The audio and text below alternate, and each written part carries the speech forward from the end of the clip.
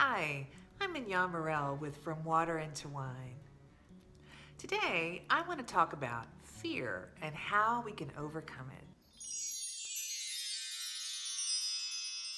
Webster's dictionary defines fear as an unpleasant emotion caused by the belief that someone or something is dangerous or likely to cause pain or a threat. But fear can actually go by other names like anxiety, apprehension, worry, restlessness, doubt, insecurity, suspicion, paranoia. These are the world's definitions of fear. However, if you are a Christian, your definition of fear is supposed to be something completely different. For a Christian, fear really just is false evidence that appears real. Now, let's talk about the different types of fear that we deal with. There's fear of man. This is fear of man, his opinions, or actions. Proverbs 29:25 says, "The fear of man brings a snare, but whoever trusts in and puts his confidence in the Lord is safe and set on high." Fear of man comes in typically at a very young age. It comes in when we're learning how to interact with one another. It can come from things like bullying or cliques, or it can even come through culture or society. We don't want to be embarrassed or left out, and we start to develop a fear of confrontation and speaking our voice. This turns into becoming a people-pleasing mentality that we have to struggle with the rest of our lives. Fear of man is a snare to us, and God doesn't want his people snared by anything. Another type of fear that we can encounter is what I call soul fear.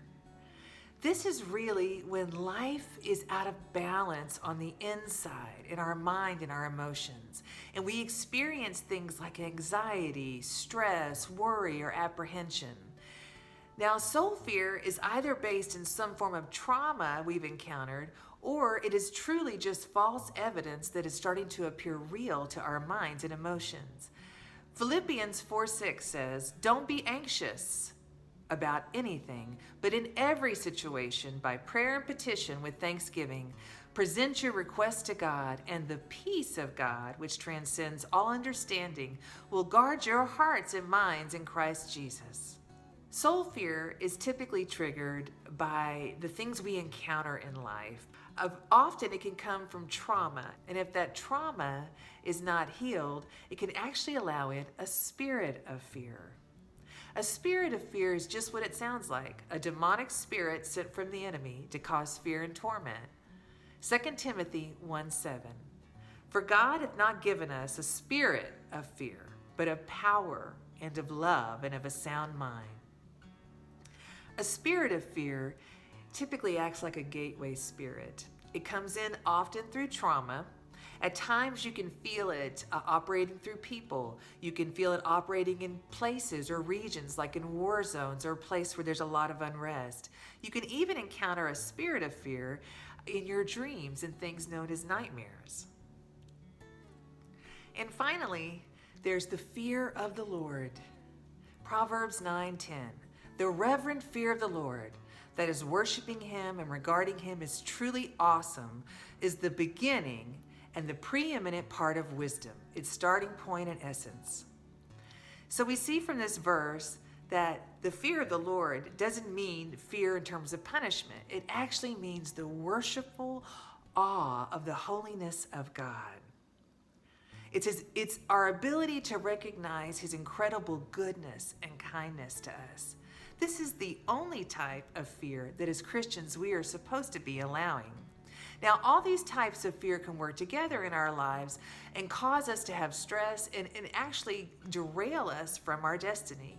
So let's talk about one key that you can use to overcome fear. The most important key to overcoming fear is the perfect love of God. The perfect love of God is actually a spiritual weapon that you can use that casts fear out of your life.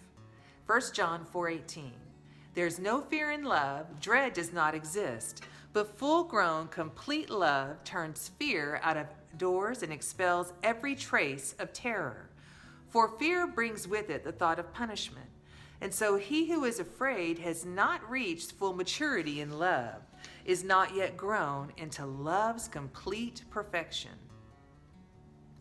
So we see here that it's saying, as Christians, if we are told that we are living in fear and responding from fear, it's because we are not yet perfected in God's love, in understanding his love for us, his perfect love. And the reality at the root of fear is really the question of our identity in Christ, who we are in Christ Jesus. Living with fear is a signal that we have areas of our lives where we are struggling with our identity in Christ. And things like we don't trust God, we don't trust that he will care for us, we don't trust that he has his best intentions towards us. You know, you see in the kingdom, the world's definition of fear is actually illegal. It's not a fruit of the Spirit, so it doesn't exist. Since we are in Jesus and have our identity in him, rooted in his love and the love of God for us, it's not supposed to exist in us either. Understanding this truth is important because once you understand that fear and responding from a place of fear in your life is not supposed to be normal, you will stop tolerating it and giving it power in your life, and you will gain freedom. Understanding that fear is not supposed to be normal means that we can rise up in victory over all the types of fears and encounters of fears that we have here, knowing that we are perfected in his love and his perfect love covers us. Focusing on God's perfect love is a key to overcoming fear. I speak more about how to overcome fear, different things you can do, as well as speak on more topics of the kingdom, how to grow closer to God, how to hear his voice for your life, how to function in your gift and walk in your destiny on my podcast, From Water into Wine. You can hear it on most podcast stations or go to the links I have listed here at my website, FromWaterIntoWine.org. I hope that this has been encouraging to you, and remember, you are covered in his perfect love, and you don't have to tolerate fear anymore. You do the jammy pants cut? I'm in my jammy pants. Woo! Feeling good in my jammy pants. Wah! Don't put that on there. Don't put that on there. Yeah.